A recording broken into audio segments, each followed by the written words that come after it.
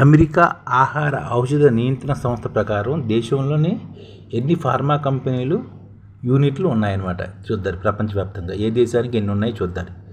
భారత్లోని active pharma ingredient యూనిట్లు 200 ఉన్నాయన్నమాట భారత్లో. అలాగే యుఎస్లోని 76 ఉంటాయి. చైనాలో 112 ఉన్నాయి. అంటే అన్నిటికన్నా భారతదేశంలో ఎక్కువ ఉన్నాయి అనమాట. చైనాలో 112 ఉన్నాయి, ఇటలీలో 54 ఉన్నాయి, జర్మనీలో 29, స్పెయిన్లో 30, కెనడాలో 7, ఫ్రాన్స్లో 16, తైవాన్లో 10, స్విట్జర్లాండ్లో 15, జపాన్లో 19 ఉన్నాయన్నమాట. యాక్టివ్ ఫార్మా ఇంగ్రీడియంట్ యూనిట్లు అనమాట. ఇవి కూడాను భారత్లో 200 ఉన్నాయి. అంటే ప్రమాణాలు దేశీయ ఫార్మా కంపెనీలు పెద్దపేట వేస్తున్నాయి అనమాట నాణ్యత ప్రమాణాలకి. అంటే అమెరికా ఆహార ఔషధ నియంత్రణ సంస్థ అనుమతులు ఉన్న యూనిట్లే భారత్లో ఎక్కువగా ఉందన్నమాట. అందువల్ల మన అంతర్జాతీయ మార్కెట్లో బాగా వేయడానికి మనకి ఎంతో ఆస్కారం ఉందని చెప్తున్నారు. అలాగే ఫినిష్డ్ డోసేజ్ ఫార్మేషన్ అనే యూనిట్లు కూడా భారత్లోనే 134 ఉన్నాయి. అమెరికాలో 143 ఉంటాయి. చైనాలో 38 ఉన్నాయి, ఇటలీలో 2 ఉన్నాయి, జర్మనీలో 4 ఉన్నాయి, స్పెయిన్లో 9 ఉన్నాయి, కెనడాలో 13 ఉన్నాయి, ఫ్రాన్స్లో 1 ఉంది, తైవాన్లో 5 ఉన్నాయి, స్విట్జర్లాండ్లో 3 ఉన్నాయి, జపాన్లో కూడా 1 కూడా లేదన్నమాట. అంటే active pharma ingredient, finished dosage formulation ఇలాంటి యూనిట్లు అనమాట. అంతర్జాతీయ మార్కెట్లో మరింత క్రియాశీలత పోషించడానికి వీలుగా మందుల నాణ్యతకు మన భారతదేశం ఔషధ కంపెనీలు అధిక ప్రాధాన్యత ఇస్తున్నాయన్నమాట. ఇందుకు అవసరమైన ధృవీకరణలు సర్టిఫికేషన్ పొందేందుకు అన్ని రకాల ప్రయత్నాలు భారతీయ కంపెనీలు చేస్తున్నాయి. ప్రపంచ ఔషధ మార్కెట్లో అమెరికా వాటా అత్యధికం కాబట్టి అక్కడ ఉత్పత్తులు విక్రయించేందుకు అమెరికా ఆహార సంస్థ నియంత్రణ సంస్థ నిర్దేశించిన ప్రమాణాలు అందుకునేందుకు మన కంపెనీలు తీవ్రంగా ప్రయత్నిస్తున్నాయి. ఈ అమెరికా ఔషధ ఆహార నియంత్రణ సంస్థ ఆడిట్లను ఎదుర్కొని అనుమతులు సాధించడము, drug master file, abbreviation new హ్యాక్ అప్లికేషన్ దరఖాస్తులు పెద్ద ఎత్తున భారతదేశం నుంచి వెళ్తున్నాయన్నమాట. హైదరాబాద్ కేంద్ర కార్యప్రకారం చేస్తున్న doctor Reddy's lab, Aurobindo Pharma తదితర కంపెనీలకు 100 కంటే ఎక్కువ ఔషధ యూనిట్ అనుమతి ఉంది. 100 కంటే ఎక్కువ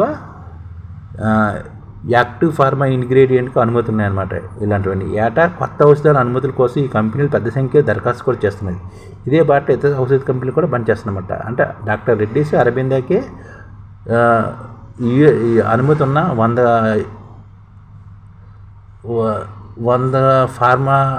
100 కంటే ఎక్కువ ఔషధాలకి అనుమతి ఉందన్నమాట. 100 కంటే ఎక్కువ ఔషధాలకి అమెరికా ఆహార ఔషధ నియంత్రణ సంస్థ నుంచి అనుమతి ఉంది.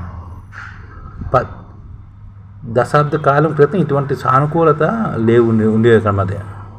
దేశీయ ఫార్మా కంపెనీలు పెద్దగా నిబంధనలు లేని ఆఫ్రికా దేశాలపై అధికంగా ఆధారపడేవారు గతంలో. ప్రపంచ ఆరోగ్య సంస్థతో పాటు కొన్ని అంతర్జాతీయ స్వచ్ఛంద సంస్థల నుంచి మందులు కొనుగోలు కాంట్రాక్టుల కోసం ఎదురు చూసేవి.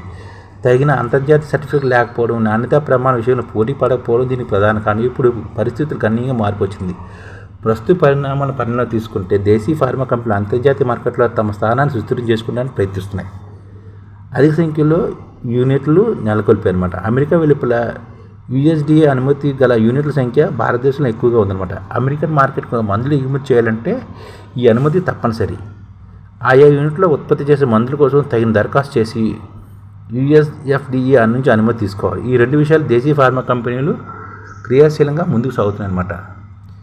యాక్టివ్ ఫార్మా ఇంగ్రీడియంట్ ఔషధాలు ఉత్పత్తి చేసే యూనిట్లు యుఎస్ కంటే మన భారతదేశంలో ఎక్కువగా ఉండడం గమనార్హం.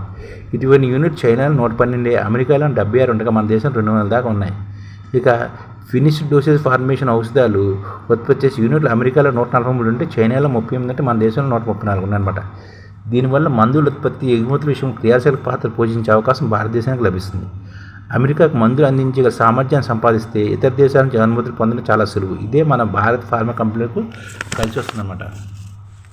ఒక ఫార్మా యూనిట్కు యుఎస్ అనుమతి తెచ్చుకోవడం సరిపోదు. క్రమం తప్పకుండా ఈ యూనిట్లను ఎఫ్డిఏ బృందాలు ఆడిట్ చేస్తుంటాయి. ఇటీవల కాలంలో ఆ సంస్థ పలుమార్లు ఆకస్మిక తనిఖీలు చేసి ప్రతి చిన్న విషయాన్ని గుర్తించి హెచ్చరికలు జారీ చేస్తుందన్నమాట.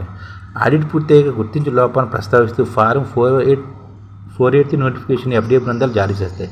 దీనికి సమాధానం ఇవ్వడంతో పాటు యూనిట్ లోపల సరిచేసి వాటిని ఈ నియంత్రణ సంస్థకు నివేదించి మళ్ళీ పూర్తి అనుమతి తెచ్చుకోవడం కత్తి మీద సామే.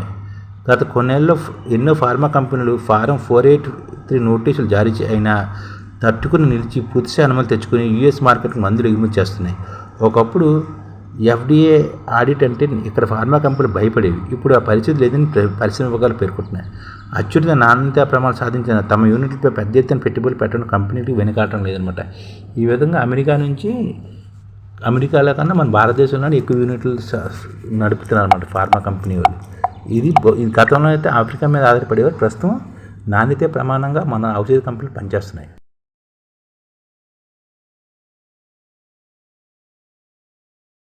ఈ ఛానల్ ముఖ్య ఉద్దేశం ఏంటంటే, మన తెలుగు రాష్ట్రాల్లో 1 కోటి మందికి సంఘటిత రంగాల్లో ఏ విధంగా ఉద్యోగాలు ఇవ్వవచ్చు, కనీస నెల జీతం 30,000 వరకు ఏ విధంగా ఇవ్వవచ్చు, ఏ విధంగా చేస్తే ఉద్యోగాలు సృష్టించబడతాయో వివరిస్తూ ఈ ఛానల్ వీడియోలు వస్తాయి.